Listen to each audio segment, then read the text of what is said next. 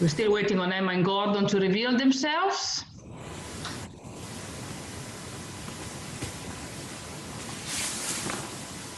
They will join us soon enough. So good afternoon, everybody.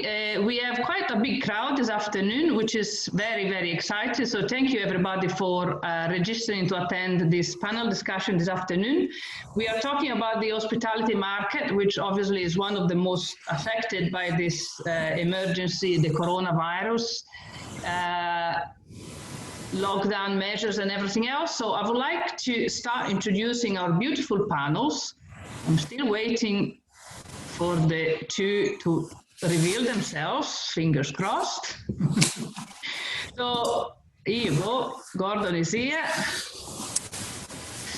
So in the panel today, we got Ross Hunter, which is one of the founders of Graven, the studio from Glasgow that for a number of years, we won't say how many, has been working on fantastic projects all over the world, from British Airways to hotels, or chain of hotels, independent hotels, and you would recognize the Graven touch very easily because it's always a bit edgy. It kind of gives you a wink.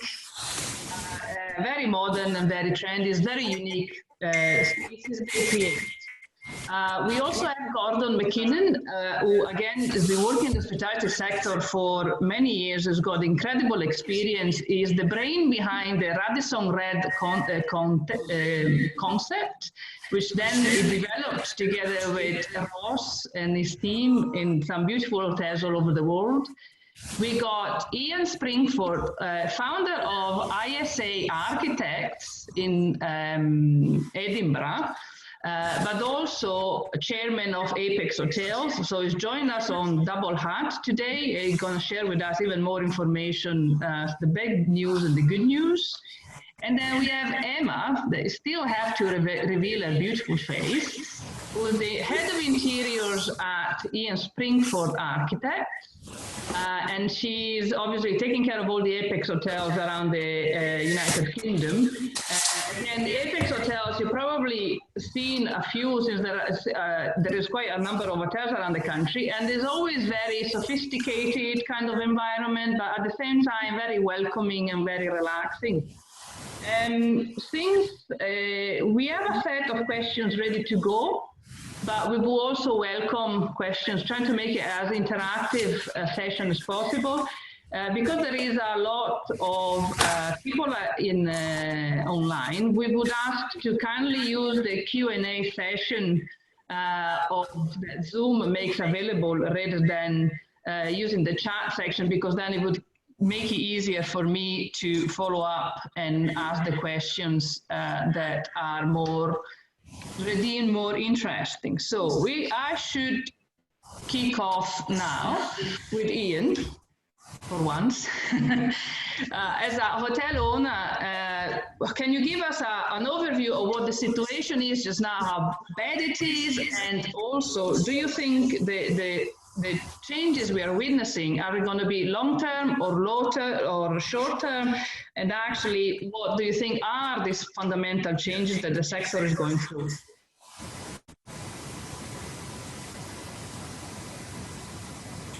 I'll give you a quick summary of where we see things are at the moment, and apologies if it's very obvious and a lot of it you can pick up from the media.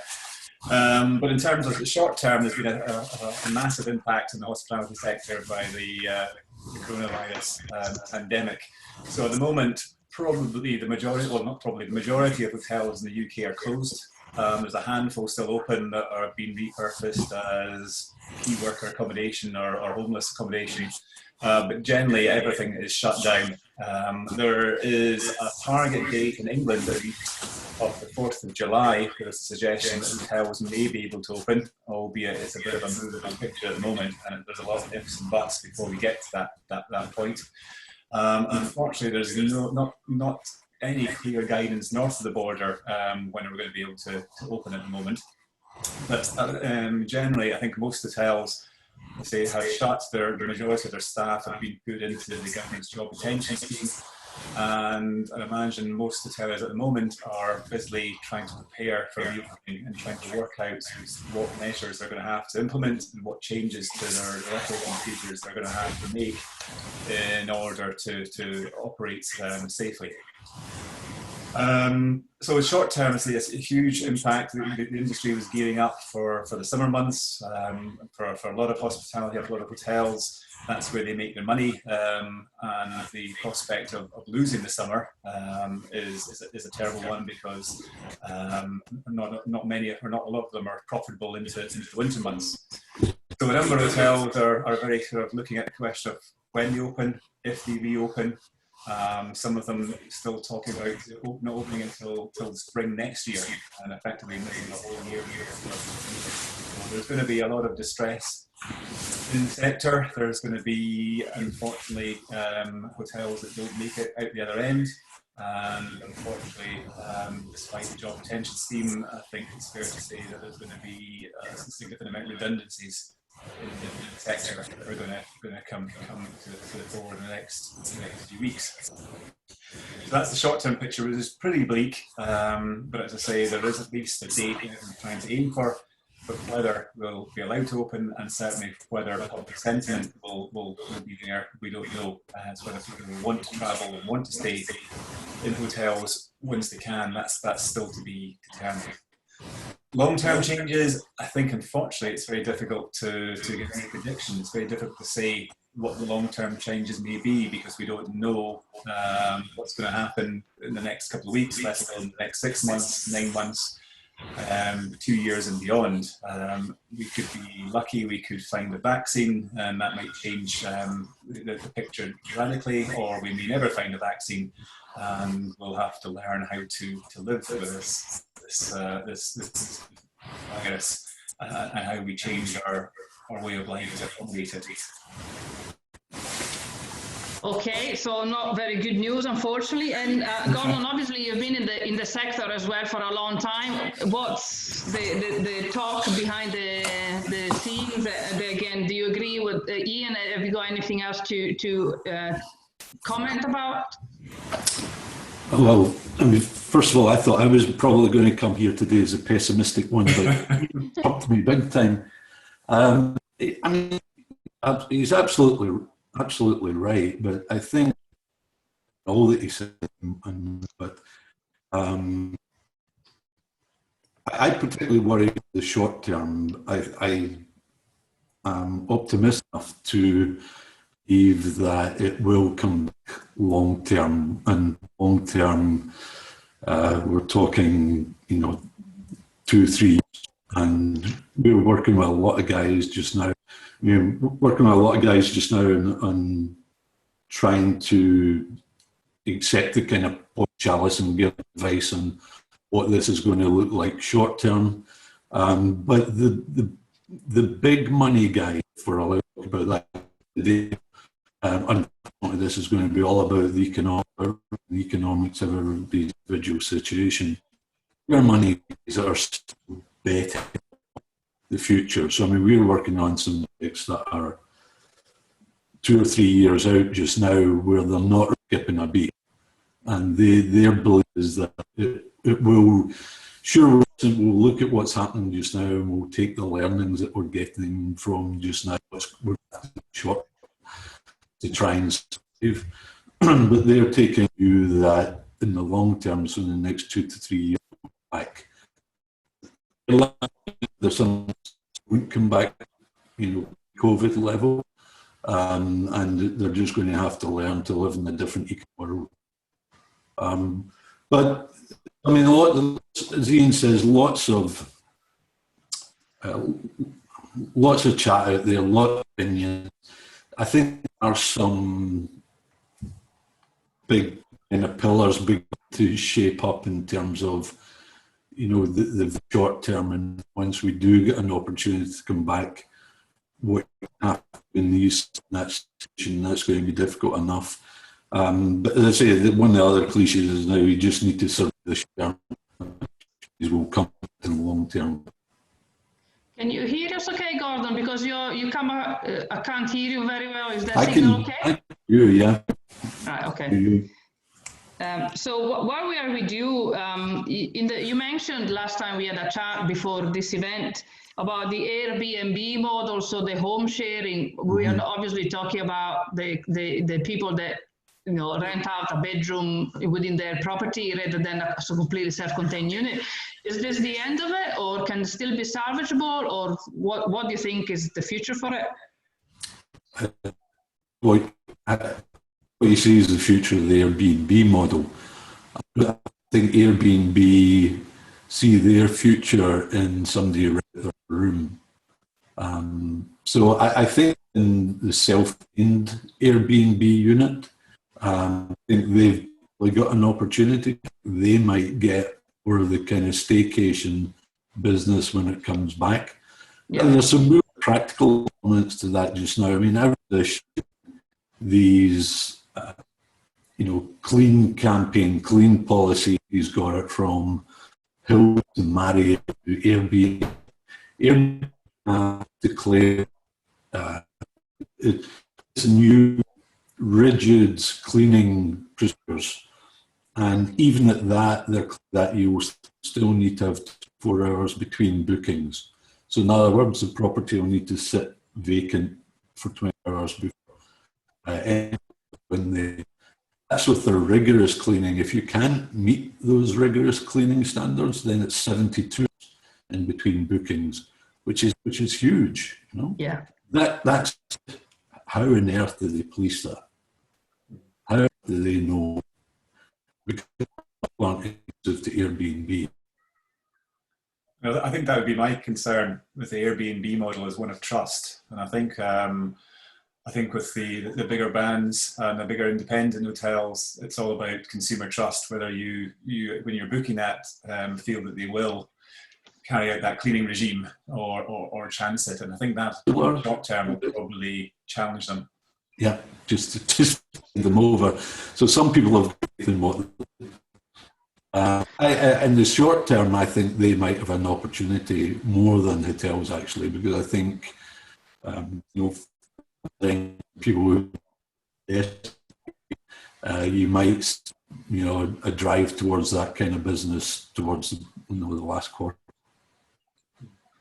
Right. While we are talking about big brands versus boutique or Airbnb units, Ross, what's your thinking behind this? Do you think the big chain has got an advantage over the small independent unit, or boutique hotels that they've got momentum that they can take advantage of? Oh, you're muted, Ross. You go. I'm a lip sync now.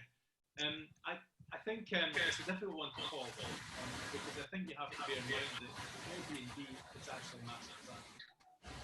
TripAdvisor is a massive brand. So the way in which we get trust from small boutique hotels and apartments that are being let out are not by our trust for the person that operates it and the person that owns it, but it's this, we get a trust from TripAdvisor or Airbnb, and we already trust that if you book an Airbnb and you're staying there with the owner. Sorry, Ross, you come across very teeny. We can barely hear you. Oh, really? Okay. Yeah. Let me get closer to the microphone. How does that sound? A little bit better, but no ideal. I came into the office because I knew I'd get a decent broadband here, so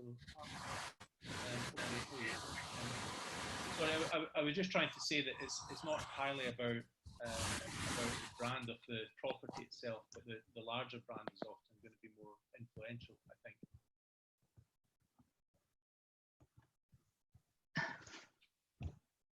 Did that sound okay? We are really struggling to hear. Sarah, can I just ask, can you hear me? And yeah, fine, loud and clear. Okay, because I lost the Wi-Fi as soon as we started connecting, and I'm on my phone. Sorry, technical problems. No, you're fine. Gordon comes and goes, and Ross is very teeny. Okay.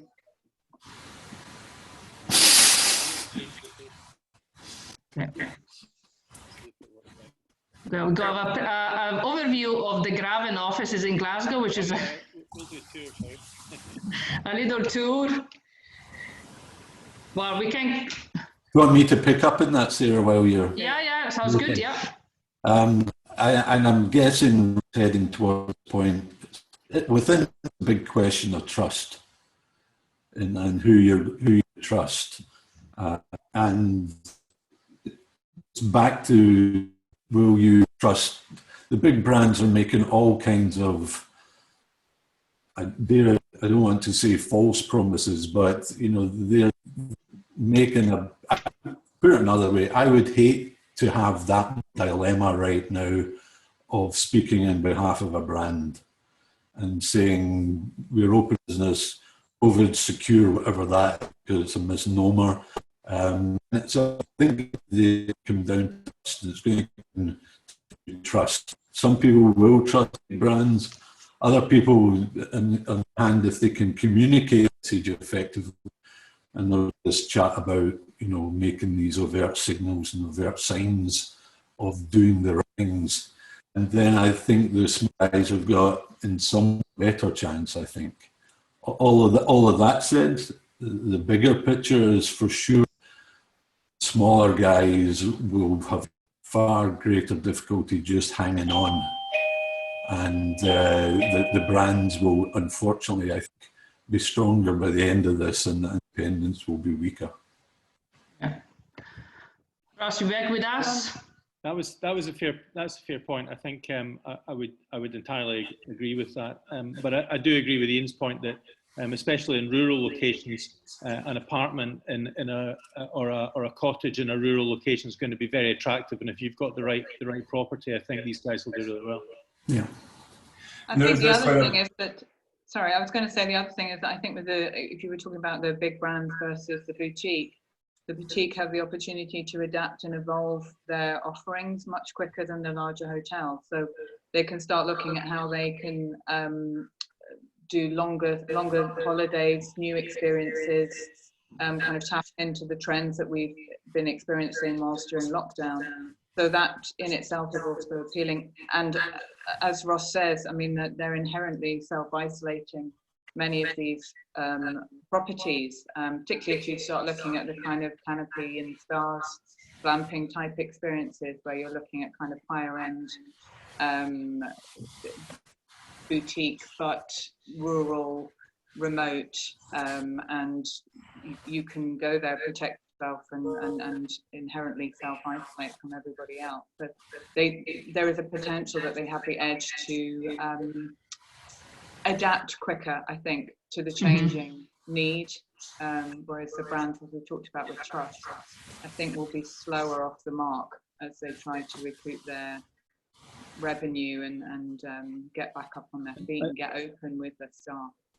I also think, Emma, that one of that there's more resilience in lots of small locations, lots of small properties. You know, if one of the big brands has a serious health problem in one of the locations, it's going to impact the whole brand, whereas smaller locations are also inherently more resilient. I think the other issue is also, and I know there are other questions tapping on this, but I think there's a real sense of boosting local businesses and local communities. And I think people are more interested in the kind of unique,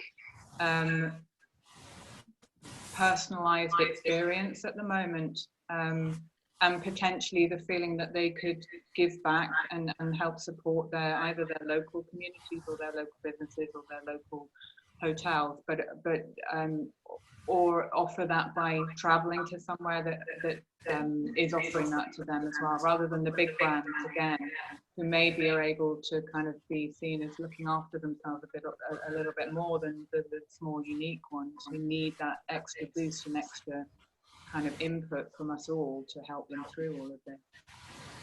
So obviously we've already been talking about rural properties have got an advantage over city center location, which is a shame for Apex hotels that have got as in beautiful cities like Bath and London and Edinburgh and everything.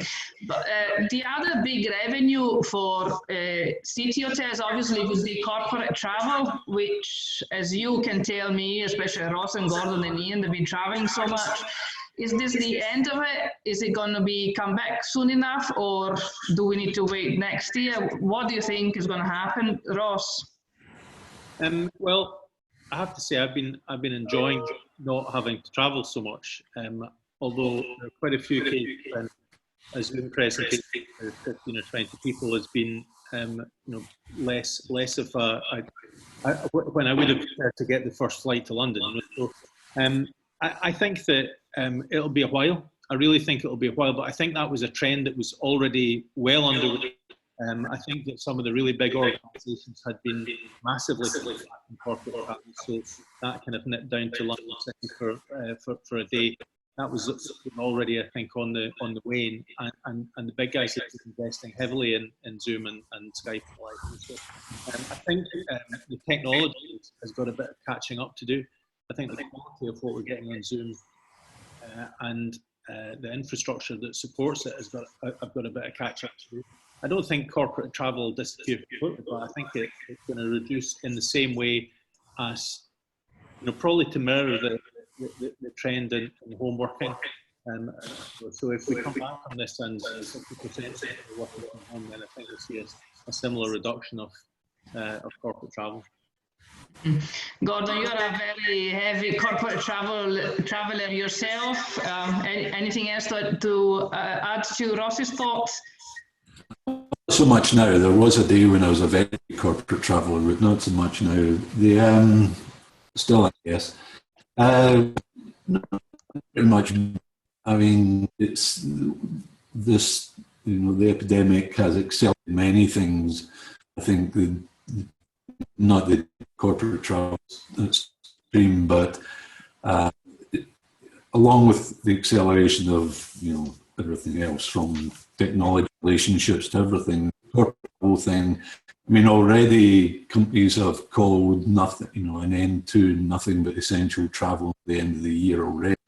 And so it's a long, long climb back, and I don't see it really getting back to where it was in its heyday.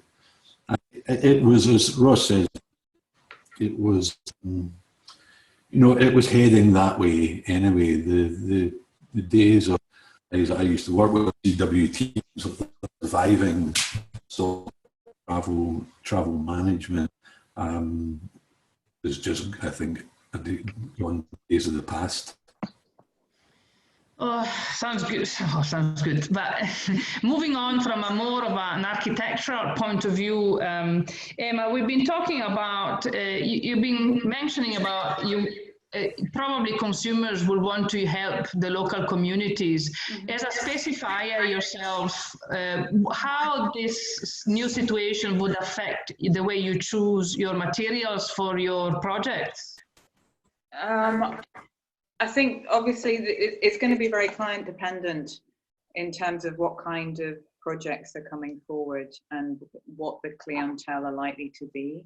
The main factors, of course, are going to be the kind of cleaning operation issues as the first and foremost feature. I think we will need to be looking at durability of all these materials, because the cleaning regime on them will be 10 times probably what it has been previously, and we'll be having to look at more technically technical performances on the products that we're specifying, and potentially have all those certificates in place, because of course then you've got potential, and I'd hate to say it, but having worked in the industry already, you've got potential lawsuits and all sorts of things that happen to guests while they're staying at hotels, and that might be an issue. So I think there's a balance potentially between the cleanable surfaces, which are obviously metals and plastics and solid surfaces, but we know that these also are things that carry the virus for long periods of time. So there's a balance between whether you go down a kind of almost like a fully washable interior, or whether you go for products which don't have the virus load for long periods, like antibacterial fabrics, or wood. But I think there's also the difficulty where all of those kind of fabric elements can't be cleaned particularly easily.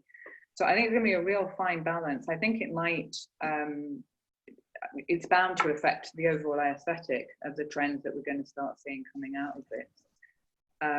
And I think it will depend on what the client is looking for, and whether in the foreseeable future, in the next year or the next 2 years, the client is actually going to be in a position to advise on what aesthetic they want, or whether the aesthetic is going to be driven by the need to create interiors that are operationally manageable.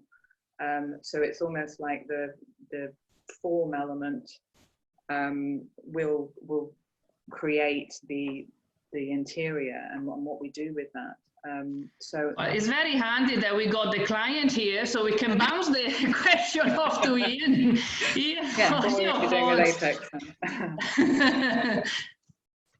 Hold on, let me unmute you. You go. Yeah, I don't know. I think again, it's back to the short term and long term. I mean, I think in the short term, I think there'll be a lot of overcompensation. I think there's going to be a lot of very explicit kind of screens going up and putting your cleaners in high visibility clothes so everyone can see them polishing and cleaning everything left, right and centre. So I think people will overcompensate to demonstrate to their guests and staff that they're taking it seriously and keeping the place as clean as possible. I'd say long term, I think it's just far too early to predict. But I think much like the question about corporate travel though, I mean, the fundamentals are that we want to go and meet people. We want to occupy spaces where we can relax together and enjoy these spaces together. I think if we end up driving ourselves down a route where spaces become so sterile, both physically in terms of separating people and also in terms of materials or specifications that you could hose it down with bleach at the end of the night, I'm not sure it's a place that people would choose to go and spend any time. So it'll be a sort of self-fulfilling kind of issue where if that's where design is driven, I think that's more of an existential threat to the hospitality industry than anything. So I'm always started off quite pessimistically. I'm more optimistic that we will learn to live with this over the next sort of 12, 18 months. And I think I hope that we'll look back and a lot of the things we have done or we're doing now, we might then say, well, that was a step too far, or we didn't need to do that, and we can get closer to enjoying time with each other again. Okay, so sorry, Ross. Sorry, Sarah. I was just interested in what you're saying there, Ian, and it occurred to me that there might be some kind of parallel in what's happening just now with tuberculosis, and whilst that might not sound optimistic at all, because it took 60 years before they figured out how to cure TB, it generated this whole kind of almost movement of spa hotels and sanatoriums, which did actually evolve their own kind of aesthetic, and there are some wonderful examples of that, like Alvar Aalto's one particularly, which is an aesthetic of cleanness and freshness and fresh air, which I can see some of that actually having an influence on how people think about making hotels now. So I'd be so disappointed if we ended up building hotels which were influenced by the way that we build hospitals, because that kind of combination of process and legislation, guidelines, and actually a very poor sense of regard for aesthetics doesn't actually generate spaces that you want to be in. And that might be the point of the design that kind of is applied to hospitals, to get people out of there as soon as possible. But I think that there potentially isn't, if you think of some of the maybe more, what's the contemporary equivalent of the sanatoriums, maybe Peter Zumter's spa hotel, would be one example, but maybe it's the direction to travel for the Crieff Hydros and the Peebles and those kind of locations. There could be a future in that approach to accommodation, perhaps. While we are with you, Ross, we've been talking a lot about hotels. Obviously, in your career, you've done a lot of restaurants as well. What do you think, from a designer point of view, how can the spaces adapt to the new reality, especially now that, fingers crossed, we'll be able to reopen soon? Well, the big challenge is space, and especially within small urban restaurants, they simply don't have enough space. And if you cut the number of covers by a half or by 2/3, it's really not viable. We've got involved in a really interesting project in Glasgow, which has been kicked off by a guy called John McLeod, who's the owner of Crab Shack. I'm sure you know John. I'm sure you've been there. In Glasgow, and John's got this idea, which is that it's incredibly simple. You simply close off the street. You pedestrianise the block, which contains his restaurant and I think 12 others and various other businesses within that single block in Finnieston, and you put a roof over it. You put a glass house across that street, and then the city gives that space, that surplus space, to the businesses that occupy the buildings on both sides of it. So instead of having 40 or 60 or 90 covers in each of these small restaurants, people can sit within this environment, this semi-outdoor environment, which is, there's enough room, because we've worked it out, there's enough room to accommodate the social distancing which is required, and you create a completely different kind of experience. And I think that's a transferable idea which could happen in, not just that one particular street in Finnieston, but it could happen in Edinburgh, it could happen in, well, maybe it happens in Edinburgh almost already in George Street during the festival. It could happen in other cities, it could happen with other businesses, but it relies on the city using public space to the benefit of the people. We've probably got too many cars. Close some streets, let's occupy them for the businesses that actually make these things come alive, because restaurants and bars and coffee shops, they're the life, that's the DNA of cities. And if these guys die off, it's going to be disastrous if we've only got Starbucks and Pret a Manger at the end of the day, and all of the little local cafes and places disappear. So, that's my hope, is that there's a way of redesigning cities to accommodate those businesses, even if it is just a short-term thing. But I suspect that if we can get this to work and we can get it right, it'll be something that'll be taken on board and allow people to sit essentially outside throughout the winter. Yeah, I've seen that happening already in Italy, or as you say, the cities have allowed restaurants to use more of the outside areas like pavements and squares and stuff, exactly for this specific reason. We've seen tiny greenhouses on Amsterdam on the riverbank to allow a restaurant to have more seating outside. Obviously, Gordon, you as well have been involved with the hospitality as in restaurant sector for a long time. Have you seen any other fantastic, or heard any other brilliant, or have you got yourself some brilliant ideas to help the restaurants all over the world? I'm not telling you.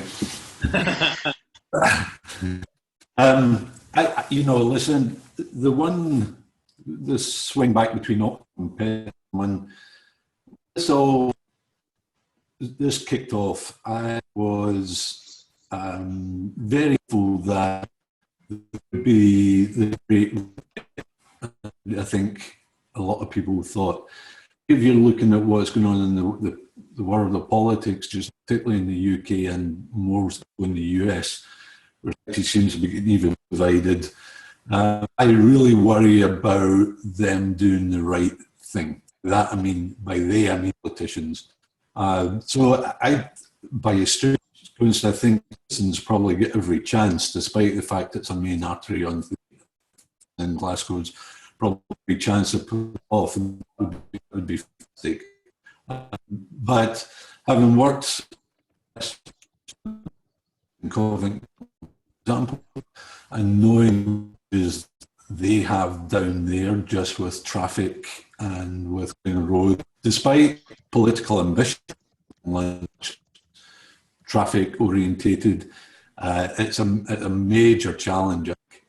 I can't see, as I say, a better chance of happening in other places rather than on some kind of grand vision scheme from any of the parliaments. Good luck with it. Fantastic if you can pull it off. What is in last was the long plan, I think 30 years ago, to glaze in McKinnon Street. Yeah, Gordon Cullen's scheme for Buchanan Street, and even before that, Greek Thompson did a scheme at the end of the previous century to put a roof span between two tenements and glaze in the street. So it's not a new idea. Yeah. Emma, we got a good question from one of the our audience. Aline is asking, with all these with all these plastic screens going up and other non-recyclable material finishes being used, is there a general concern about sustainability, and how will this impact the design world? Hold on, let me unmute you. You go. I was going to say it's a very good question, because obviously sustainability has been something that we're all kind of very aware of, we're all moving towards and driving force behind many of the decisions that we make. And I think that obviously during lockdown, we've seen a massive positive impact on the environment with the changes that have been happening across the world. And there's a move, I think, to try and continue and retain that sense of consciousness about our environment. But I think that will also very much depend on how quickly manufacturers and suppliers can adapt their products. I mean, many of them are looking at becoming carbon neutral. There are carbon neutral companies within the UK whose entire cycle is already carbon neutral. And it's contained, but I'm still would be concerned that in reality, when we go back and we start specifying these products, that at the moment the plastic screening, the solid materials are the best method that we seem to have to protect ourselves in the short term. In the long term, I think as we start to understand how people are integrating with one another, and whether we need to have the screens up in the way that we were, whether people are becoming more socially conscious of social distancing between each other, and we're more aware of our environment, our physical environment, maybe we will be able to look at materials that are a bit kinder to the environment. And obviously plastic isn't a great example of that, and certainly recycling isn't great. I mean, hopefully these products are being made with the intention of the craft element of them. It allows them to be in place for a long time, rather than them being immediately temporary solutions which are then thrown away as soon as we don't need them. The things that I'm seeing that are coming from the suppliers that we use, who are immediately responding to this environment, they're actually very nicely designed screen dividers using materials with a mixture of plastic. So, and I think, and glass, of course. I mean, you know, many of these things we can kind of build for the foreseeable future so they have a natural life, as we would with a piece of furniture. We don't necessarily have to consider that because it is a temporary measure that they will then all end up as landfill at some point or other. But I think in terms of materials themselves, I think we perhaps as designers are going to need to be pushing that even harder for the sustainable aspect of the materials that we choose, the things that we use as our building blocks, and those will come in the choices that we make as we kind of move forward through the aesthetic. It's a shame in a way that we're also talking about the products which are well, I think there's potentially a room for that. The technical advancement of many of these products, solid surfacing, for example, which is really interesting. There's product Durat. There's lots of products out there that are using recycled materials, but are also becoming producing hard solid surface materials, which would be easily cleanable. So I think there's a mixture. I think as designers, we will need to do a lot more research, and we need the time a little bit to do that. We need the industry to come to us and offer us their sustainable and recycled products. And we all need to have a little bit more of a consciousness about not kind of having a knee jerk to put in place things which are both not very nice aesthetically, as Ian has pointed out, because we need to retain that sense of luxury. Otherwise, people aren't going to want to travel to these hotels when they're met with these sneeze screens everywhere. But I think there'll be a balance. And I think it'll be a big learning curve. And I think that's quite exciting because there are a lot of really interesting products out there that are only just beginning to be found. And maybe this is their moment to shine. So while we're talking about interiors, there's a question from David here. I think maybe Emma, you could talk about from the hotel's point of view and Ross from a restaurant's point of view, or you can both talk about it. What designs or layouts do you think you can introduce to keep people feeling safe and or enhance the distancing problems in waiting areas and moving areas?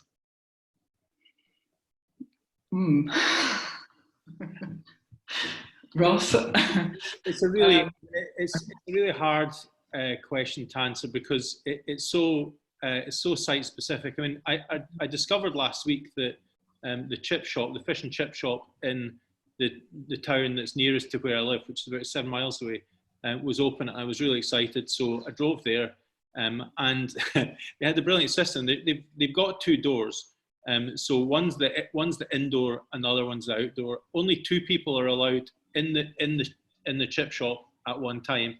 So when you arrive, you stand in a queue kind of in the pavement with 2 meter distances, and they shout to you. So the women inside the chip shop shouted, "What do you want?" And I shouted, "2 fish suppers." And eventually I managed to get inside and stood in the warmth for a little while. But for most locations, there isn't a choice. They can either do it or they can't do it. There's no amount of plastic signage or graphics on the ground are really going to make a big difference to I really feel for some businesses that have put their lives into trying to build a business, and suddenly it just simply doesn't work and there's nothing they can do about it. And I completely agree with that. I think it is also very much dependent on what kind of business it is and how big the site is. I mean, some spaces, if you try and do a 2 meter social distance between one table and the next, that's it. You've got 2 tables.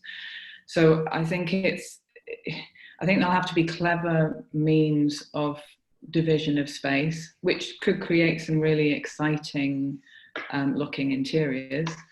I think we'll potentially have less kind of open areas, lots more partitioned and booth kind of pod seating.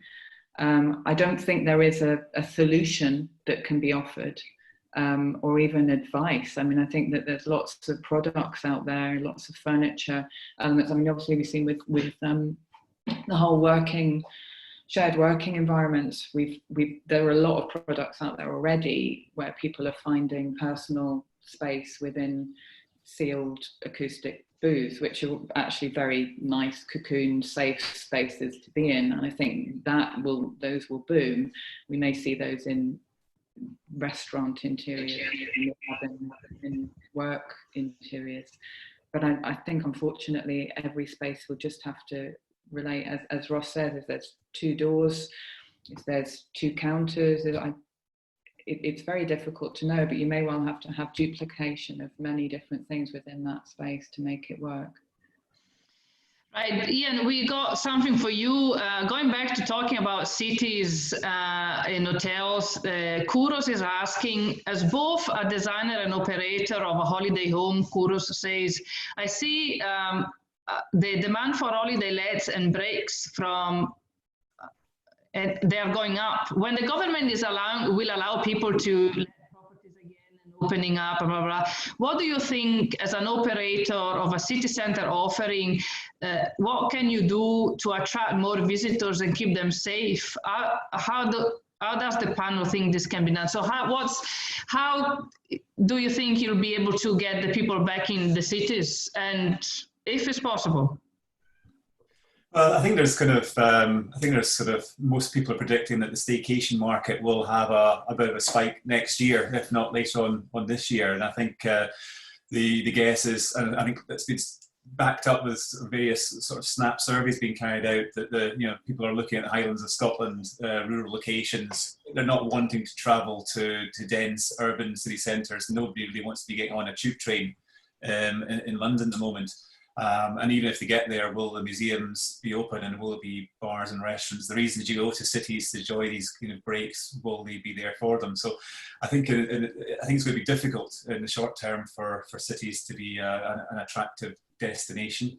But there's ways and means to manage these things. I think we'll see a lot of changes in the way that hotels operate under the surface. I think there'll be a drive to doing a lot more booking online, checking in online. Maybe the face-to-face contact might be reduced. So there'll be ways that I think that the hotels will work slightly different, that we might not even notice very much if it's implemented smoothly and well. I think for cities, it's probably finding a sort of a broad range of things that people can do that.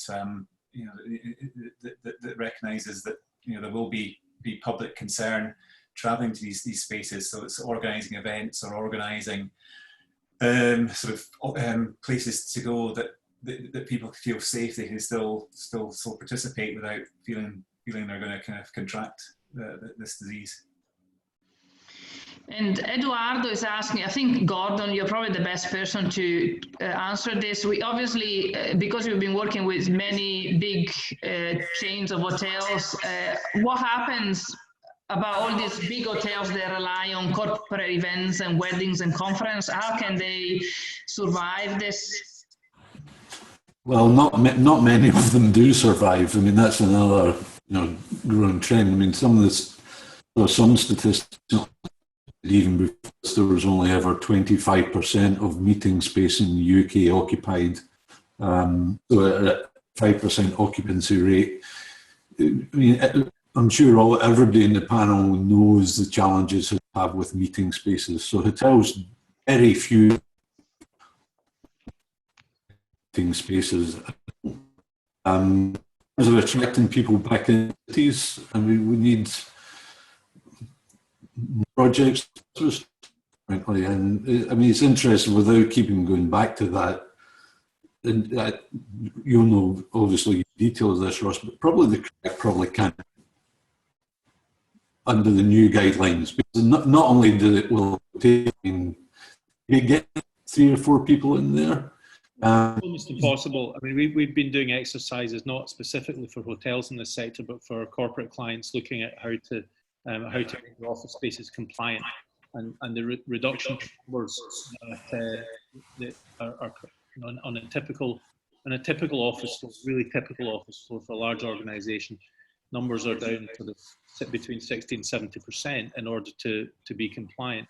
So yeah, a 12-person meeting room becomes a 4-person meeting room, and I think that's a huge challenge, because the point of going to work is not to sit at your desk all day with a bubble around you. It's about interaction with other people, which is really the point of going to a restaurant or a bar or whatever, So the social interaction is going to be the biggest challenge across the board. And yeah, I mean, what do you do with the whole events industry of cities like Glasgow? It's a massive part of the city economy. Here, Manchester, throughout the world, and it's hard to see this. Zoom doesn't do that. You can't have your conference of brain surgeons and annual conference of heart surgeons or whatever it is, and do it all in Zoom. It's not worth it. And so just to make there between major cities and meeting hotels is a big distinction between the two.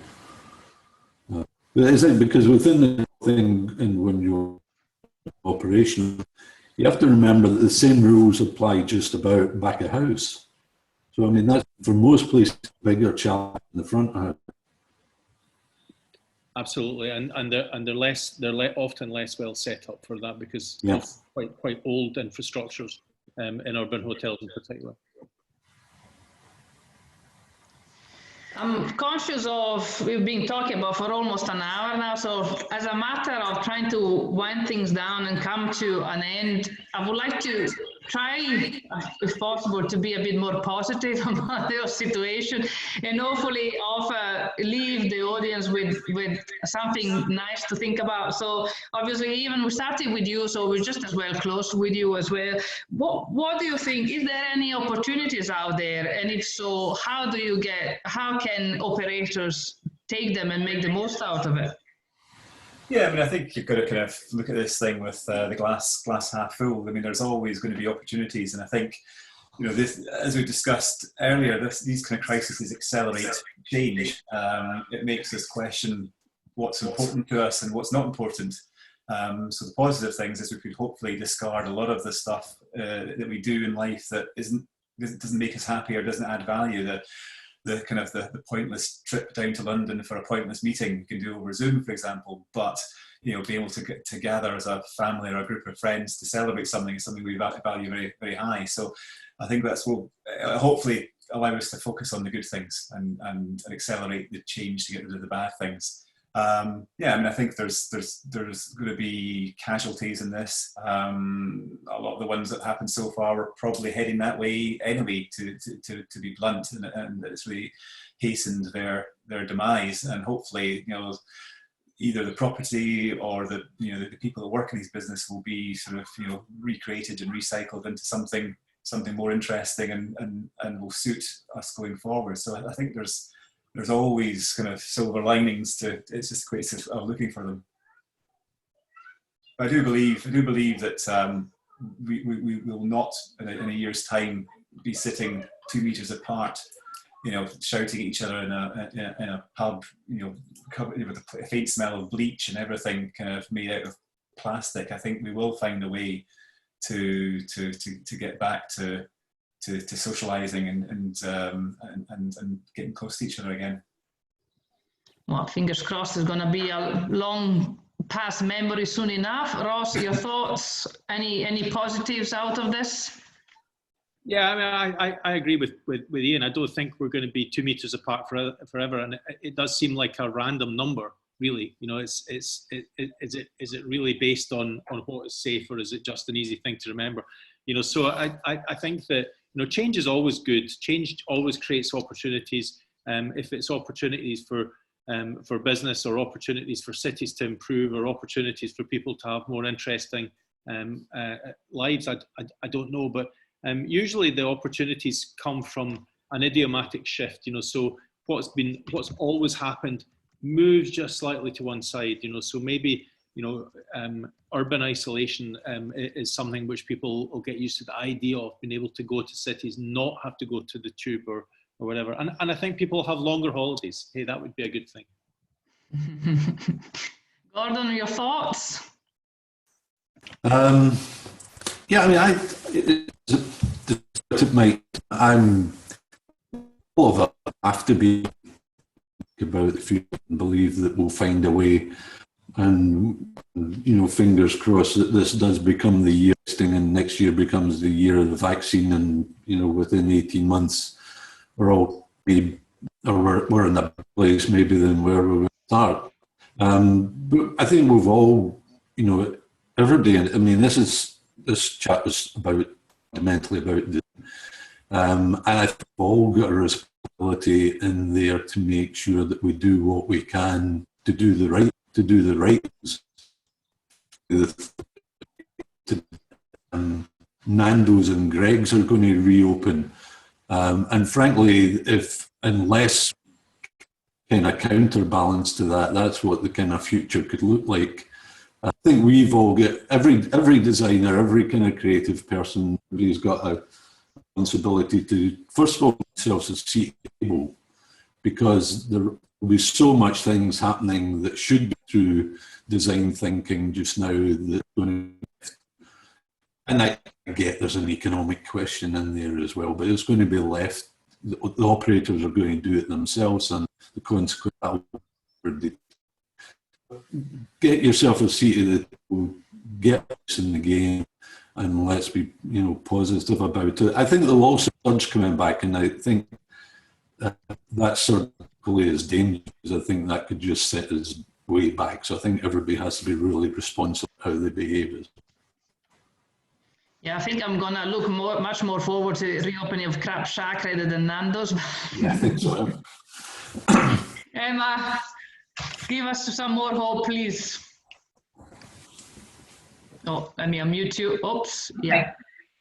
I think, again, a huge boost to local communities, local businesses. I think we've learned that we don't have to travel so far, either work-wise or even, in fact, leisure-wise. I think, obviously, the boost to the UK staycation economy this year and potentially next year, and that might actually change the way that we look at travel and our kind of instinct to be impulsive, leave things till last minute, take some cheap holiday, whereas actually maybe we'll now start considering more sustainable holidays for longer periods. Maybe there'll be more, we'll spend kind of a bit more money, but have kind of greater experiences, and support more eco and sustainable projects through the learning that we've had during lockdown. I think also there's potentially, if they can manage it, there's a big boost to the UK manufacturing. I mean, obviously there's going to be a huge drive now with the suppliers, as we kind of talked about before, to produce products that are going to meet these requirements. And as designers, I think we will be pushing to see those products coming forward. So that's potentially a good element. I think we have also changed. We've kind of stopped for a minute and just taken a breath and had a think about how we're all living.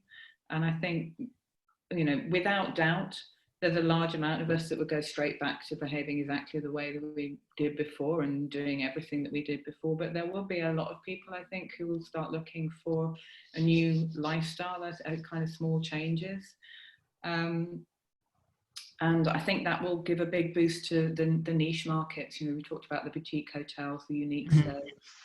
And I think that's something that the UK is getting very, very good at, with all of the, you know, the farms opening, the rural retreats. And I think we'll see a lot more of that. That will stop being perhaps such a kind of more expensive, more luxurious market, and it might become a little bit more mainstream. And all of that, I think, is good, getting that balance between the kind of big brand and the foreign holiday, and then the kind of the smaller local self-sustained brands coming up, and maybe building from that, so get more of a parity going on. I think it's quite exciting, actually. It's good. So thank you very much. Any more thoughts from anybody? No. Well, thank you very much for your time, and thank you very much for the very big audience that's listened to us today. Also, thanks to our sponsors, Domus and Stratus. As a reminder, we will be back in about a month's time. We'll be talking with the next virtual event. We'll be talking about cultural buildings and spaces for the performing arts, so museums, galleries, theatres, cinemas, and the lot, with the head of arts and culture at Page and Park, Nicola Walls, and the General Director of Scottish Opera, Alex Rijic. We'll be sending out information in the next few days, and so hopefully we'll see you again towards the end of June. Thank you very much for everybody for their time and for listening today. See you soon. Bye-bye. Bye-bye.